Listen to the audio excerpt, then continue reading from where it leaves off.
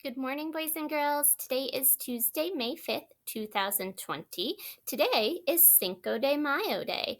So, Cinco de Mayo, let me give you a little background. Cinco means five, day means of, and Mayo means May. That's where we get the 5th of May.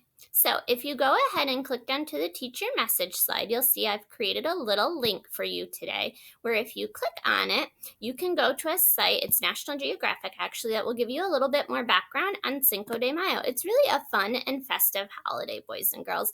It originated in Mexico, of course. It's generally celebrated by the Mexican culture. However, it's getting more and more popular in the United States. So go ahead and read about that. There's even a cute little pup right there. And check it out and see if you would like to celebrate the Cinco de Mayo Day today. All right, on that note, let's get back to our lesson slides. If you look today, we will be rereading an article called The Best Soup in the World and answering the comprehension questions. Now, I realize that your comprehension passage this week is a little bit more difficult than it has been in the past. So let me give you a few hints and pointers to help get you through. So you're focusing in on literal and non-literal language. Yesterday, we learned a little bit about metaphors. Well, let me give you a little bit of background on literal and non-literal. Literal means it can actually happen or it's true, and non-literal means it's exaggerated. So today, when you read The Best Soup in the World, you're going to come down to this very first question that says, Aunt Bee's heart was a cold stone.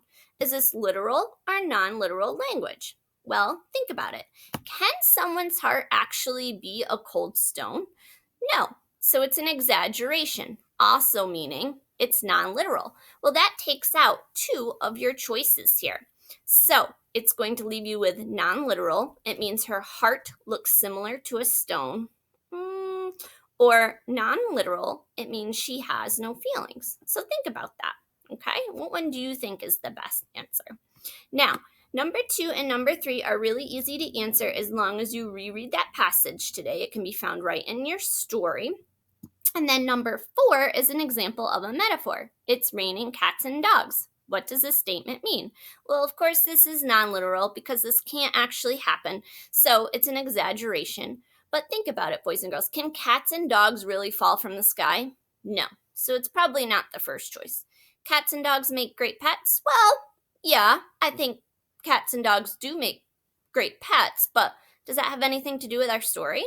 Cats and dogs don't like the rain? Well, maybe they don't, but maybe they do. Or it's really raining hard outside. What do you think, boys and girls? Which one makes the best or most sense?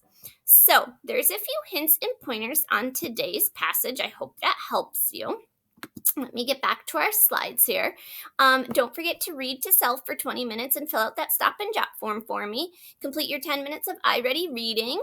Complete your next lesson on Zearn, which I believe is lesson 14. Remember, you have to do all those components for it to be a lesson. So you have to do the number tower, you have to do the sprint, you have to do the math lab, and you have to do the Tower of Power for it to count as a lesson.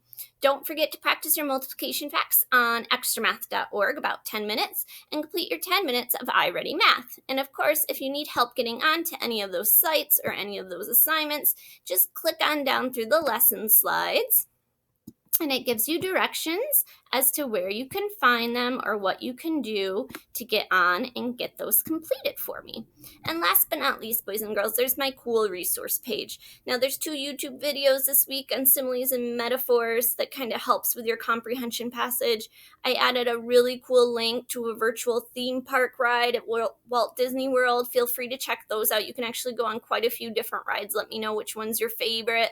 In math, you can play cool math games by clicking on this link, or you can get on Prodigy and try Crystal Caverns. That's also really neat. If you need your username or your password to Prodigy, just let me know. I can resend that to you. And in Mystery Science, we're learning how gold is made. So all of this kind of ties in with your reading comprehension passage this week. Also, boys and girls, don't forget that we are celebrating our moms this week in honor of Mother's Day on Sunday. So if you can post and stream today in our Google Classroom, what is something you enjoy doing with your mom? I would love to hear it. I hope all is well, boys and girls. I certainly do miss you. I hope you have a terrific Tuesday, and I'm sure you'll all be tuning back in tomorrow. Bye.